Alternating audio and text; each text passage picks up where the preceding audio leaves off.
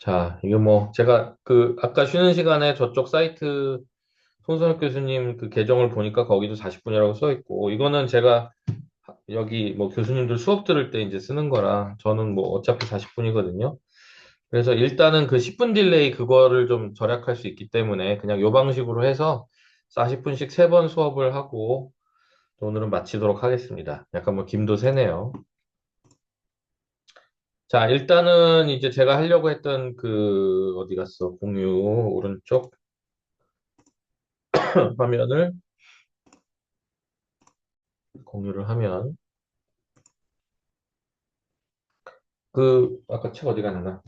요 책이 요 책에 이제 요 저자를 보시면은 요 중에 그 맨 위에 있는 사람 말고 두 번째 사람 곤잘레스랑 그다음에 시네시오 요 두 분이 이제 텍사스 A&M 교수거든요. 되게 오래된 교수인데 이 책은 계속 이런 식으로 클래식 앰프 논문을 쓰시고 발표를 하다가 이제 한번 정리를 하자. 그래서 이거를 이제 약간 정리하는 차원에서 내신 것 같아요. 그래서 실제로 연도를 보면은 어 2017년 요게 2017년에 퍼블리싱이 됐고요.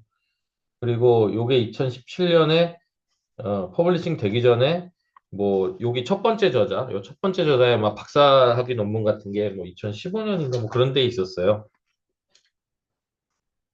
이제 이거는 2008이니까 어떻게 되면은 이제 그 어떤 뭔가 집대성을 하는 이제 그 박사과정 학생이 있기 전에 이제 계속 이 클래스가 열렸던 거지. 그래서 학교에 있는 클래스가 열렸는데 그 학교에 이제 요게 이제 수업이 아날로그랑 혼합 시그널을 이제 보내는 그런 센터, 그런 데서 이제 앰프를 개발하는 그런 얘기를 합니다.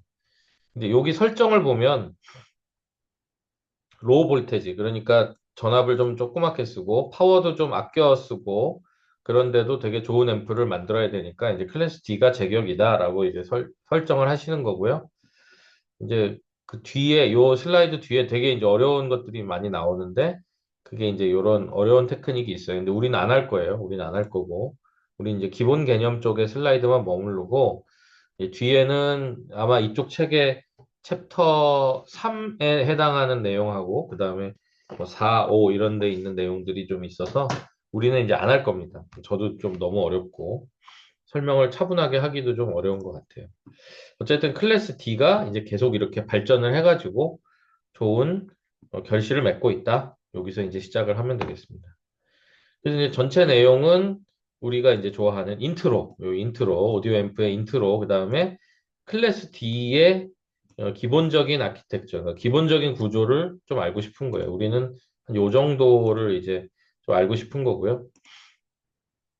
그리고 그 안에 뭐 삼각파라든지 이런 것들을 조금 조정하면은 약간 퍼포먼스가 어떻게 바뀌는지 정도를 요거는 이제 눈대중 정도 이제 하면 좋겠다. 그리고 그 뒤에 이제 우리가 무슨 제안을 하겠습니까? 클래스 D 앰프를 하나 기가 막히게 하였다. 그래서 그거에 대해서 설명하는 이런 부분은 사실 이제 우리 저쪽 책의 3장 후반부나 4장 그리고 5장 뭐 이런 데서 나오는 거고 디자인은 특히 거기 그 책의 4장에서 나오는 건데 이거는 좀 하기가 어렵습니다. 우리가 진짜 디자인할 것도 아니기 때문에 그래서 이제 여기는 그림만 조금 보다가 너무 어려우면 점프하는 그런 곳입니다. 실제로 우리는 이 부분을 주로 보려고 한다. 자, 오디오 앰프는 뭐 지금 여기 있는 것처럼 이제 많이 있는데 여기 그림을 보시면 알겠지만 결국 초소형 갖고 다니는 조그만 친구들한테도 다 앰프가 들어가죠. 그래서 이제 요런 앰프, 작고 저전력이고 배터리로 구동되는 요런 걸 하려면은 클래스 A나 클래스 AB 이런 친구들은 거의 불가능한 상태가 됩니다. 그래서 클래스 D 앰프를 이제 사용하게 되면 포터블한 환경에 스피커하고 앰프를 붙여서 사용할 수 있겠다. 그런 얘기입니다. 게다가 이제 목표는 이런 그 하이파이 사운드 시스템의 THD, 그러니까 아까 얘기했지만 하모닉 디스토션이 생기는 것들의 퍼센트는 원래 이제 1% 미만 또는 뭐 0.1% 미만 어떤 그 단계별로 이제 설정이 되는데 여기서의 목표는 0.1% 미만이 되어야 가장 좋겠다. 이렇게 얘기를 하는 겁니다. 그래서 여기서 보면은 1%는 이제 조금 크기는 한데, 인간들이 한 0.3% 정도 왜곡이 되면은 그 이하는 잘 구별할 수 없다. 이런 어떤 통계가 있나 봐요. 그래서 여기서 이제 보시면은 전화에서 그 기본적으로 이렇게 노이즈들, 우리가 좀 크게 말했을 때 노이즈가 딱 끼는 거, 그런 디스토션 노이즈가 꼈을 때가 일반적으로 10%다. 그렇죠. 밴드폭도 좁고, 그런데 여긴 밴드폭도 넓은 데다가 THD도 0.1%니까 아주 우수한 앰프다라고 설명을 하고 있습니다. 이게 우리가 원래 알고 있는 기본적인 개념의 앰프들, 여러 가지 선형 소자들을 활용하고 있잖아요. 커패시터, 인덕터, 뭐 다이오드, 물론 이제 완전 선형 소자는 아니지만 트랜지스터, 뭐 이런 친구들이 선형적인 개념을 가지고 잘 어떤 특정 부위만 이렇게 들여다보면 선형적인 패턴을 가지고 있더라. 그래서 고기를 잘 활용하면은 선형성이라고 하는 부분, 선형이라고 하는 건 제가 그때도 말씀드렸지만 내가 100원을 주면 여러분이 박수를 한 번 쳤다. 그럼 내가 300원을 주면 박수 몇 번 치겠어요 했을 때 여러분이 3번이라고 하면 우리는 서로 선형성이 있는 거죠. 그런데 예를 들어서 저는 팔이 아파가지고 교수님이 1,000원보다 더 넘게 주면은 나는 이제 박수를 10번 이상은 잘 안 칠 거예요. 그러면 제가 2,000원을 주든 3,000원을 주든 여러분 박수를 10번만 치면은 이제 선형성이 깨지는 영역으로 들어가게 되는 거죠. 자, 그런 의미에서 클래스 A, B, AB는 그 비선형성이 물론 있지만 선형 범위 안에서 우리가 증폭 소자로 구동시킬 수 있다라고 얘기를 하는 거고요. 이제 반면에 클래스 D 앰프는 이렇게 되게 이렇게 각진 파형들을 많이 쓰다 보니까 비선형성이 많이 존재하고 비선형성이 존재를 한다는 거는 고주파에 굉장히 많은 노이즈가 원래는 끼는 겁니다. 그러니까 원래는 THD가 원래는 더 나빠져야 되는 거예요. 무조건 왜곡이 생기고. 그럼에도 불구하고 우리가 다행히 어떤 높은 주파수 대역을 들을 수가 없는 한계 때문에 이쪽에서 우리가 문제가 생기는 것들을 저쪽 방에다 다 치워놓을 수 있다는 거죠. 그러면은 실제로 노이즈는 클래스 A랑 D랑 이렇게 나란히 놨을 때 당연히 이쪽이 노이즈가 많은 게 맞아요. 그래서 이제 유튜브에도 얼마 전에 누가 뭐 알고리즘 때문에 뜬 게 있어서 보니까 클래스 D가 이렇게 문제가 있다. 이제 그래가지고 클릭해 보니까 오실로스코프에다가 클래스 A 앰프를 틀어놨더니 사인파가 이제 이렇게 나오고 클래스 D를 틀었더니 사인파가 이렇게 때가 묻은 채로 이제 나오는 거죠. 근데 이제 그거는 필터를 걸기 전이니까 그렇게 때가 묻어서 나올 수가 있는데 필터를 걸고 나면 그 상당히 많은 부분의 때가 이제 없어지고 우리 귀에 들리지 않는 때들만 이제 남게 되는 그런 형태가 된다. 그래서 리니어리티 부분에서는 문제도 있고 노이즈 부분에서도 이제 문제가 있습니다. 효율은 반대로 이제 클래스 A는 효율이 좋지도 않고 효율이 좋지 않으면 거의 대부분의 에너지들이 열이나 그런 우리가 좀 그러니까 증폭하는데 전기를 쓰는 게 아니고 그런 오만 잡다한 다른 형태로 사용이 된단 말이에요. 뭐 이를테면 진동이라든지 열이라든지 이런 걸로 그냥 허송세월이 되는데 이쪽은 그렇지 않고 딱 쓸 만큼 쓴다. 이제 그렇게 볼 수 있겠죠. 실제로 이제 그래프로 분류를 해보면은 클래스 A는 초록색이고요. 클래스 B는 뭐 잘 안 쓰지만 어쨌든 이런 파란색이고 클래스 D는 이렇게 올라가 버리기 때문에 효율로 말하자면 극강의 효율이다. 지금 이 그래프만 해도 90%를 절대 넘지 못하는 것처럼 그림이 그려졌지만 실제로 여기서 보시면 알겠지만 거의 100%에 가까운 효율을 가지고 있습니다. 이게 이제 90%로 꼭 세츄레이션이 되는 것처럼 그림이 있는데 지금 요즘 클래스 앰프의 효율을 직접 이제 보시면 90%를 달성하는 거는 이제 그냥 껌이다. 90%는 그냥 달성한다. 같은 개념이 됩니다. 그럼 이제 상대적으로 이런 다른 클래스 A나 B의 이 클래스 B는 이제 사실 클래스 AB랑 이게 효율이 같으니까 그냥 여기다 이제 B라고 해서 썼지만 AB라고 이걸 고칠 수는 있겠죠. 어쨌든 요런 것도 우리가 많이 쓰긴 쓰잖아요. 클래스 AB 앰프들이 주변에 있는데 그런 상태에서 우리가 로드 파워만 잘 궁리를 하면 70%, 뭐 78% 이런 식으로 꽤 높은 효율을 달성하고 있는데 여전히 90%를 넘는 요 그림이 좀 이상하지만 어쨌든 90%를 넘어서 거의 100에 가까운 효율이 클래스 D다. 이거는 뭐 이길 수가 없는 거죠. 자, 클래스 D 앰프의 설명이 계속 이루어지고요. 그거의 가장 핵심적인 기술은 어, continuously 스위치, 그러니까 스위치 소자가 있는 거죠. 그 트랜지스터 스위치 소자가 continuously 계속적으로 스위치를 붙였다 띄었다 붙였다 띄었다 이러고 있는 거예요. 이게 이제 굉장히 빠른 박자로 돼 있기 때문에 우리가 스위치를 넣으면 이런 값이 나오고 스위치를 띄면 이런 값이 나오고 스위치를 넣으면 이런 값이 나오고 이러니까 네모 반듯한 펄스가 왔다리 갔다리 이제 하게 되는 거죠. 근데 이제 잘 보시면 그 네모 반듯한 이렇게 구형파로 이렇게 만들기 위해서는 결국 스위치를 붙였다 띄었다 같은 일을 해야 되는데 그 모양이 이제 이렇게 삼각파적인 모양으로 저 뒤에서 따로 전파가 발진이 되고 있어야 된다. 그 발진되는 전파의 이름은 슈퍼소닉 프리퀀시. 그러니까 굉장히 높은 주파수 대역이라는 얘기예요. 그리고 우리가 듣는 거는 여기에 비교해서 우리가 변조 시간에 배운 것처럼 로우 프리퀀시, 상대적으로 낮은 주파수가 우리가 오디오 주파수가 되는 거죠.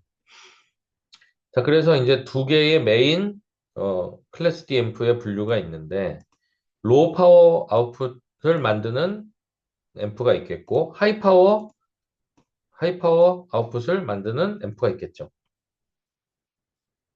그러니까 지금 막 어레이 그 벽에다가 이렇게 거대하게 매달아 놓는 그런 어레이 스피커 그런 데에도 클래스 D가 이제 다 들어가니까 그런 거는 하이 파워 아웃풋이 되겠고요.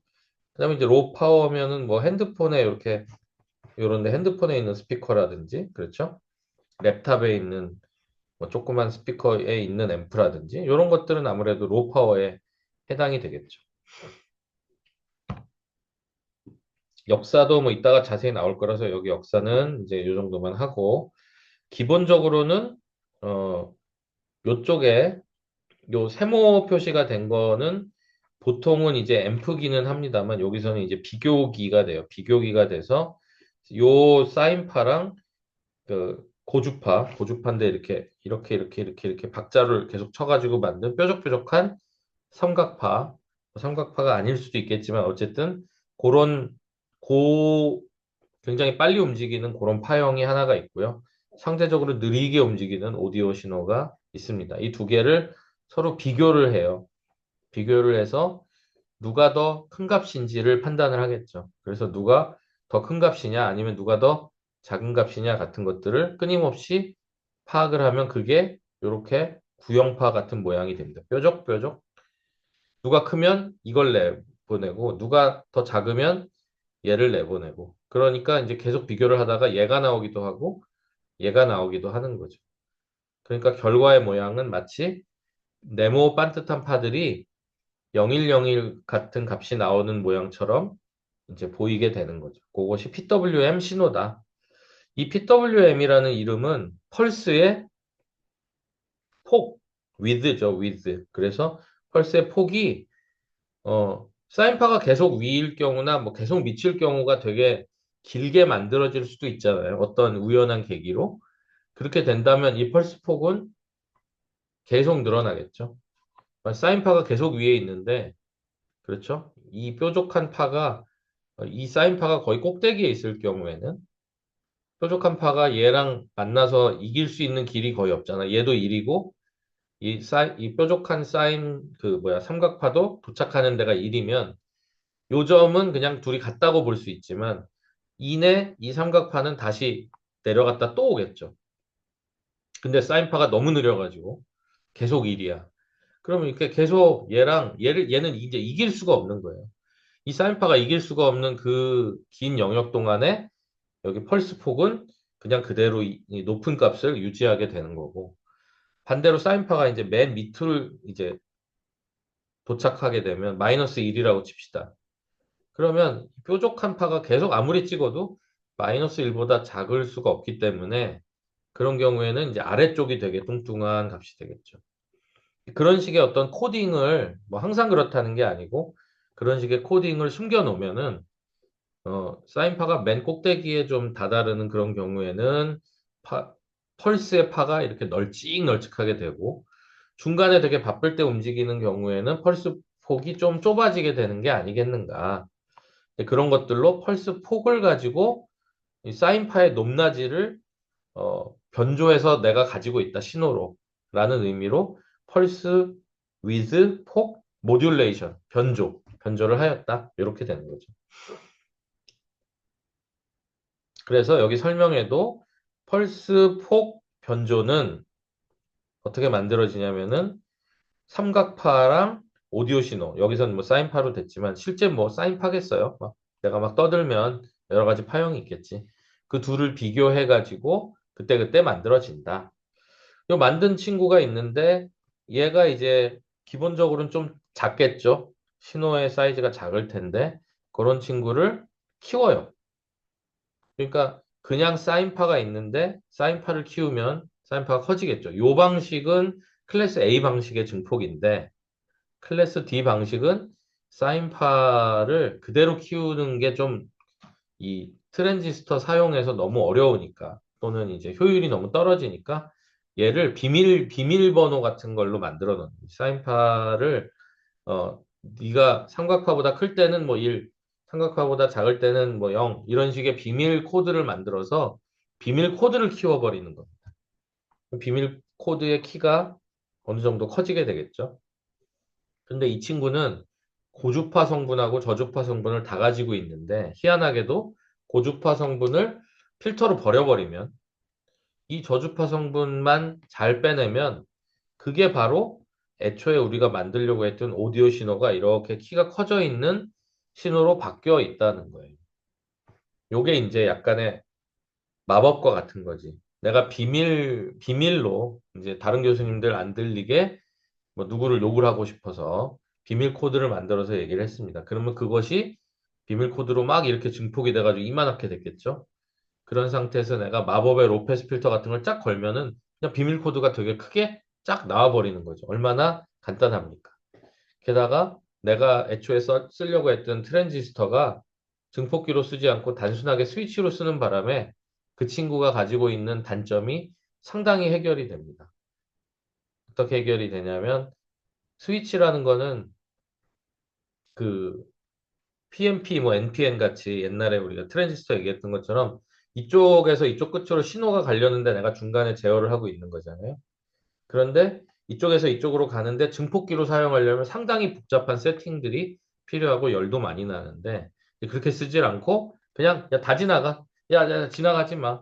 다 지나가. 지나가지 마 같이 되게 단순한 제어를 하게 되면 열 효율이 상당히 좋아진다. 그래서 이제 여기 효과를 잡을 수도 있고요. 우리가 아까 얘기했던 것처럼 THD 같은 것도 상당히 잘 잡을 수가 있었다. 제일 처음 나온 거는 상당히 나쁜 수준이었기 때문에 이때의 이미지로 클래스 DMF는 소리가 좋지 않아라고 일반적으로 얘기하는 경향도 이 처음에 제일 시작한 이미지가 좋지는 않았어요. 자, 그래서 스위칭 주파수도 우리 시험에 나온 것처럼 뭐 그냥 그 20kHz만 좀 훌쩍 넘으면 우리가 흔히 얘기하는 48K 정도 그 정도만 넘어도 동작은 합니다만 얘를 자꾸 올리면 올릴수록 이득이 있어요. 이득이 있기 때문에 이제 자꾸 올리는데 이제 올리다가 우리 시험 문제에 나온 것처럼 어, 이 효율을 극한으로 좋게 하느라고 반대로 THD가 손상이 된다거나 또는 이 소자가 가지고 있는 스위칭 속도를 훨씬 벗어나게 되는 동작을 하면 얘도 갑자기 이제 효율이 안 좋아져서 열 효율이 나빠진다거나 손상이 되게 빨리 된다거나 이런 문제도 사실은 이제 있게 되는 거죠. 그거에 대한 살짝 정리가 있었고요.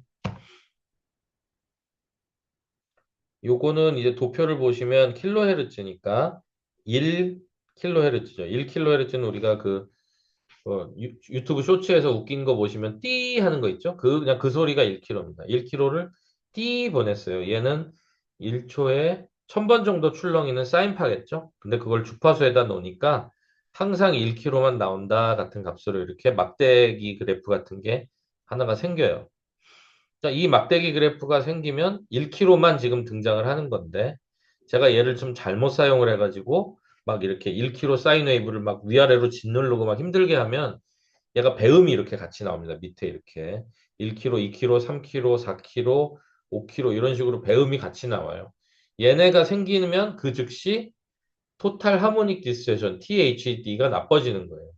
얘네 키를 줄이면 줄일수록 토탈 하모닉 디스토션이 좋아져서 제가 이제 완전히 없애면 어떻다? 토탈 하모닉 디스토션은 빵 프로다. 너무너무 좋다. 이렇게 얘기를 할 수 있는 거죠. 보시면 1kg의 배음들이 없기 때문에 토탈 하모닉 디스토션은 이상적으로 빵 프로입니다.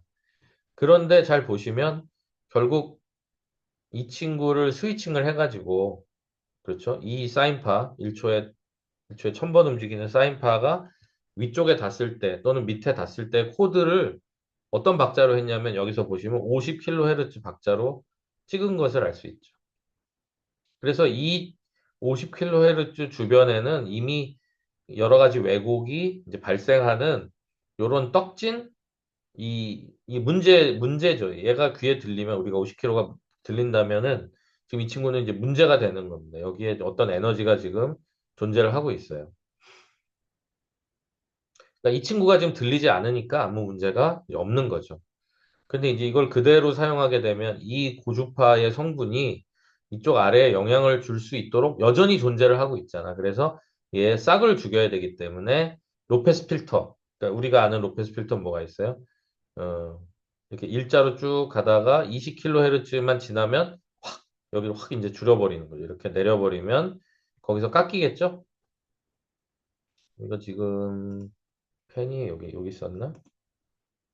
우리 아까 봤던 것처럼 이렇게 잘 지나가는 걸 하다 20, 저 여기 20이잖아.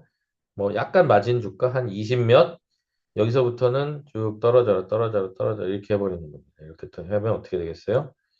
얘네들이 이쪽으로 들어올 확률이 없겠죠? 뭐한 20, 한 지금 제가 얼마에서 찢었어? 한 22? 뭐 3 이렇게 해서 찢었다고 합시다.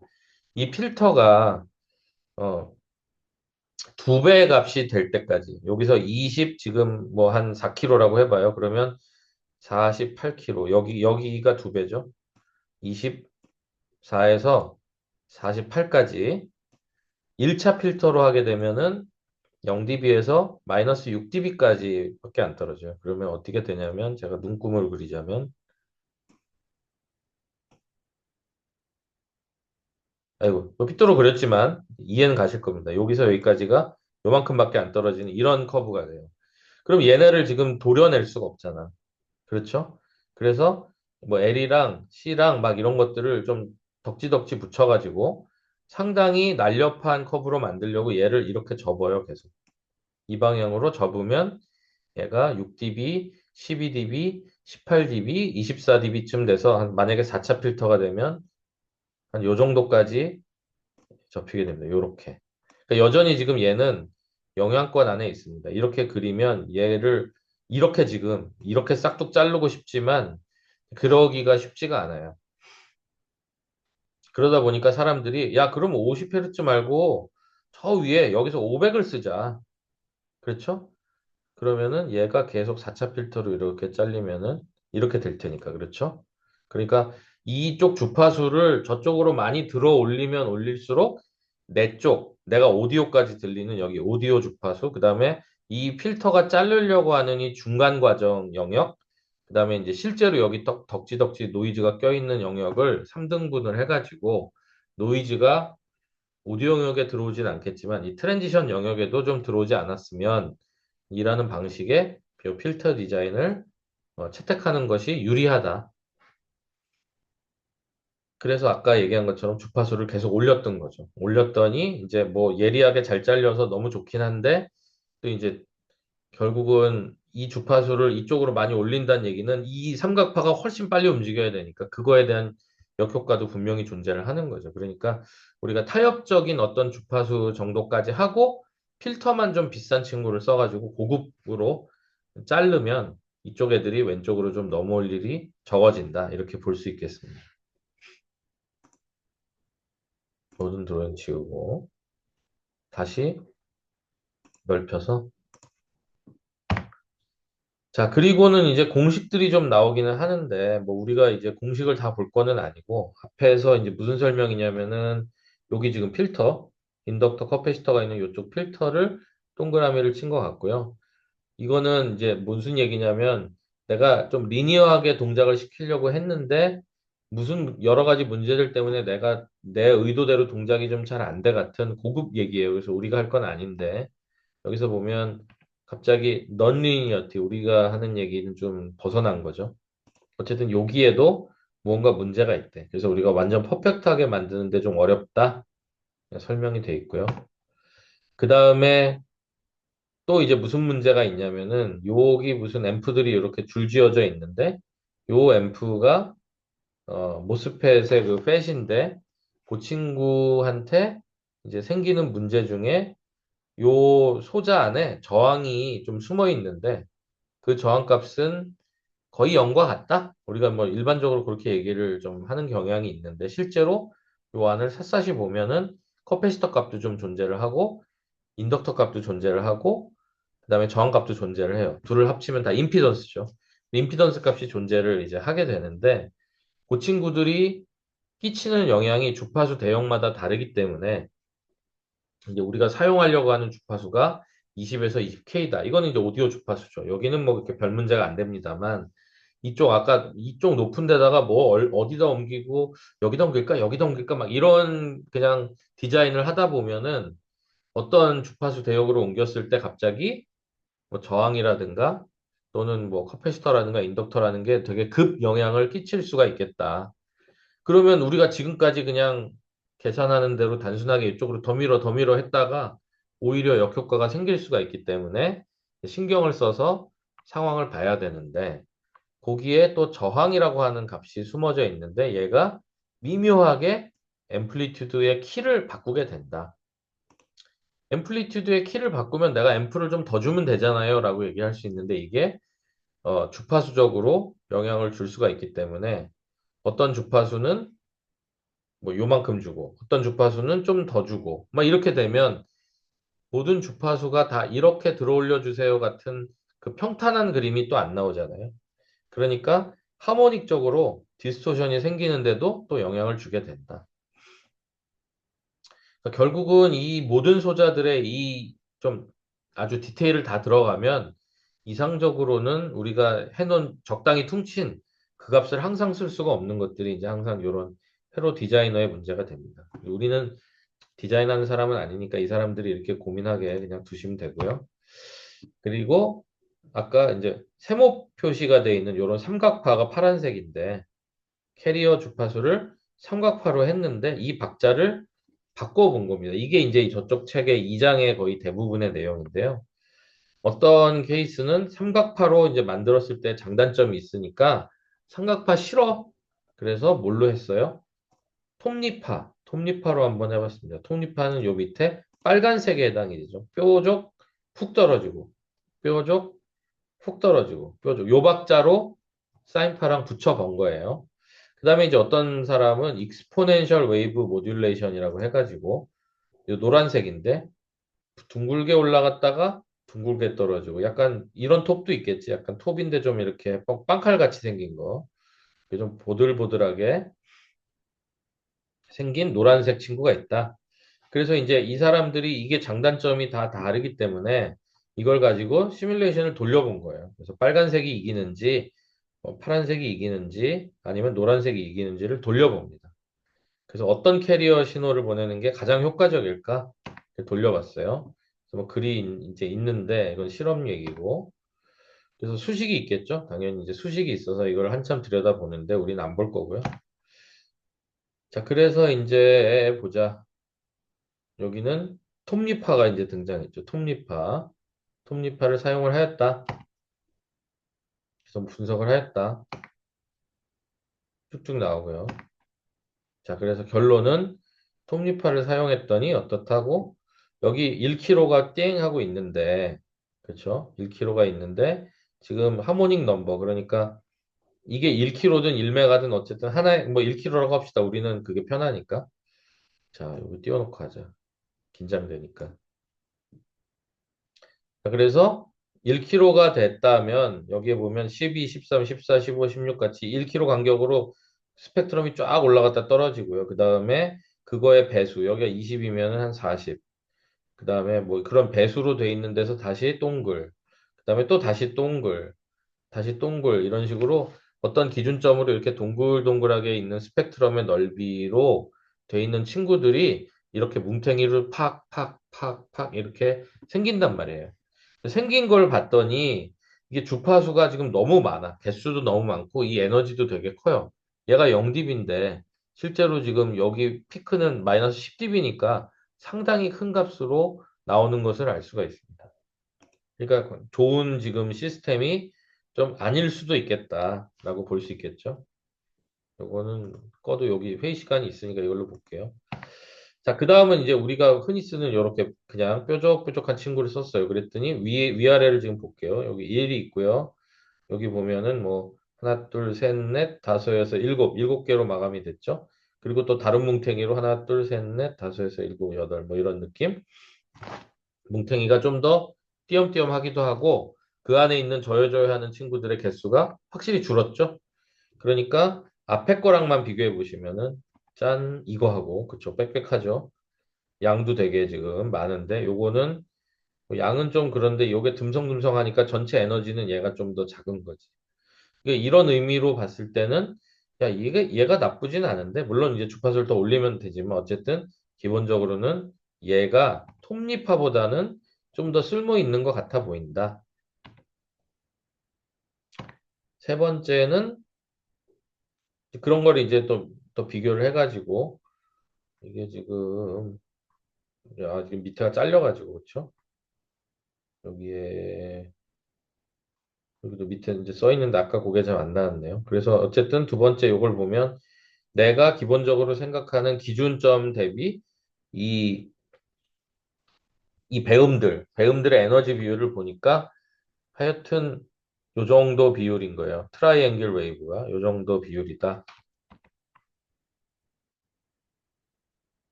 요건 이제 네모난 파네. 네모난 파에다가 놓고 이제 비교를 했던 것 같은데 하여튼 계산을 쭉 해보고 그 네모난 파 이제 온오프 기준으로 이번엔 세모파를 거기다 붙여보고 그렇게 해서 여기 파의 끝에 모양이 또 어떤 모양이냐를 줌을 때리면 이제 이렇게까지 볼 수 있어요. 그래가지고 뾰족 치고 나왔느냐 아니면 동글 치고 나왔느냐 아니면 더 둥글 이렇게 치고 나왔는지에 따라서도 주파수의 영향이 있기 때문에 이런 것까지도 들여다봅니다. 그렇게까지도 한 거예요. 했더니 하여튼 최종 결론만 보면 되지 우리는. 그 다음에 이번에는 야 이렇게 아예 세모파 그 삼각파 대신에 사인 코사인처럼 그냥 여기다 얹으면 어때? 라고 또 한 경우도 있었어요. 사인파처럼 바쁘게 사인파를 하나 더 얹는 거지. 그래서 그걸로도 또 테스트를 해봤어요. 해보니까 어떤 값이 나오더라. 그래서 어떤 값이 나오더라. 라는 거죠. 요거는 삼각파고, 요거는 삼각파고, 여기도 삼각파고. 밑에가 왜 또 잘렸어? 여기는 그냥 없었네. 여기도 삼각파네. 그래서 요 그림은 지금 삼각파에 대한 그림이고, 넌 아이디얼 트라이앵글 캐리어. 다 삼각파인데 왜 사인 코사인 모듈레이션에서 음,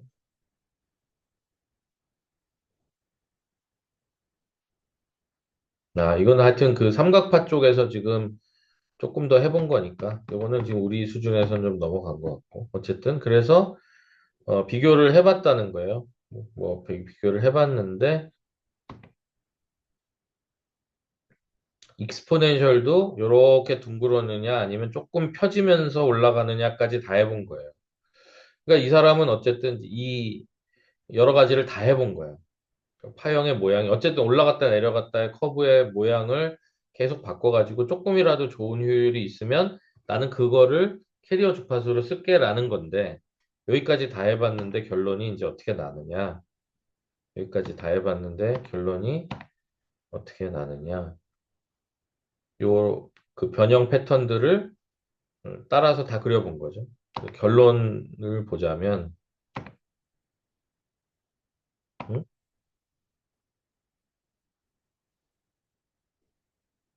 결론이 따로 정리된 슬라이드가 없네요. 자, 우리 책의 이제 결론을 보자면 책에 있는 결론으로는 그래서 삼각파가 이제 맞다라고 얘기를 합니다. 왜 그러냐면은 배음이 많이 나오면은 이제 위험하기 때문에 아까 봤던 것처럼 요런 식의 배음들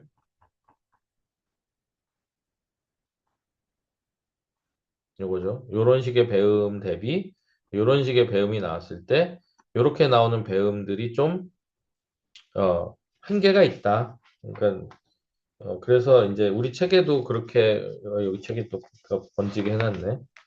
그래서 지금 서투스 웨이브는 요 그림 대비 지금 여기 서투스 그림이 없어서 그런데 지금 여기서 나오는 요런 커브 요거 대비 서투스는 훨씬 더 높고 더 촘촘합니다. 더 촘촘해가지고 여기서 마이너스 20dB로 여기 점이 있는데 나중에 이걸 제가 찍어서 올려버리면 좋은데 요 서투스 웨이브는 거의 마이너스 10dB에서 여기서 시작해요. 여기서 이렇게 내려가. 그래서 제일 낮은 저 50에 도착했을 때가 마이너스 35까지입니다. 그래서 펜 요쯤에서 끝나요. 요쯤에서 여기서 요쯤에서 끝나. 그러니까 이렇게 떨어진다는 거예요. 이렇게. 이게 서투스고요. 얘는 이렇게 떨어지지. 그러니까 이게 뭐예요? 삼각파지. 그러면 삼각파가 훨씬 유리하겠죠.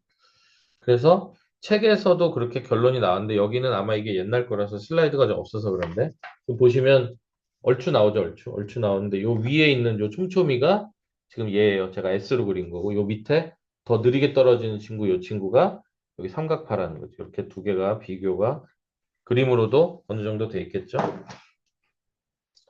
그리고는 이제 뒤로 이제 가면 의미 없는 좀 많은 얘기가 나옵니다만 우리 수준에서는 이제 너무 간 거라서 어,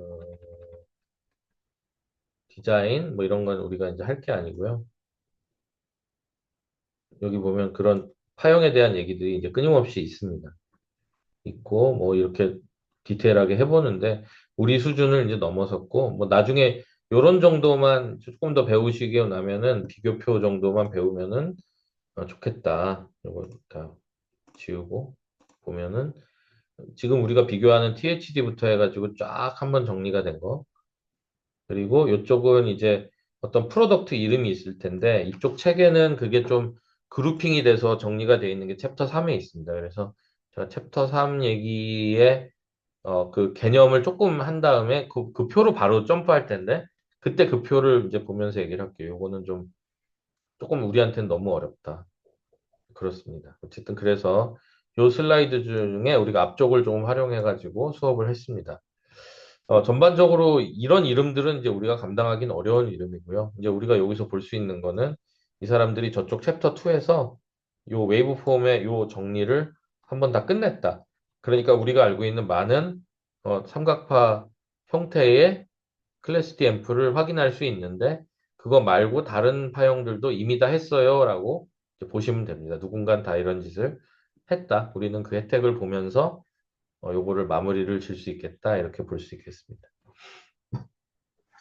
그래서 시간이 뭐 1분 남았는데, 그래서 이 책의 최종 결론은, 삼각파로 나왔고, 그리고 이제 그거를 이용해가지고 더 추가적인 클래스 DMF의 더 복잡한 패턴을 이제 그려주려고 하는데, 우리가 뭐 무슨 스테이지가 여러 개가 있습니다. 뭐 3레벨, 2레벨, 뭐 아니면 뭐 해프 브릿지, 풀 브릿지, 뭐 브릿지 타이드 등등 해가지고 워낙 많은 용법이 있는데, 우리가 그거를 다 할 건 아니고요. 그냥 클래스 D가 이런 식으로 발전을 해가지고 상당히 미묘한 부분을 다 커버를 하려고 하고 있다. 그 중에 우리는 일부를 보면서 클래스 DMF가 그렇게 소위 말해서 사회에서 약간 비난하듯이 그렇게 쓰지는 않아도 된다. 이렇게 판단할 수 있겠습니다. 잘 안 보여요. 아, 이게 언제 왔는지를 제가 지금 봤는데. 아, 그러네요. 요게 이제 잘 안 보이는 상황인데, 제가 이게 올려놨으니까, 올려놓은 걸로 한번 보시고요.